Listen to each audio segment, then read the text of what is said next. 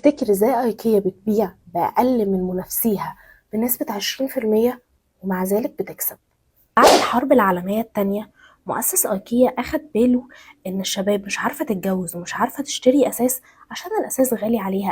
وهنا الراجل جاب كراسته وقعد يفكر، يا ترى المشكلة في ايه؟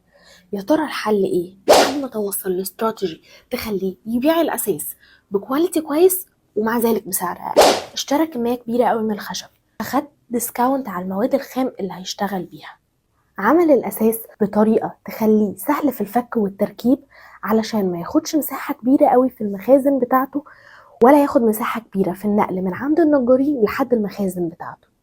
خلاه سهل الفك والتركيب، فالعريس والعروسة بيجوا ياخدوا بروتة في ايكيا، يختاروا الحاجة اللي هم عايزينها وياخدوها مفكوكة، تبقى مساحتها صغيرة قوي، يقدروا ياخدوها في العربية وهم مروحين. فكده وفر حق مش محتاج بقى كوباية شاي في الخمسينة للصنايعية ولا وجبة غدا، لأن العريس هيجيب مفكه وهيجيب الكتالوج وهيطلع النجار اللي جواه ويبتدي هو بنفسه يركب الأساس بتاعه. هو اهتم بان هو هيبيع كميات كبيرة قوي، فهيكسب في كل قطعة مبلغ قليل، بس مع الكمية هيبقى المكسب كبير.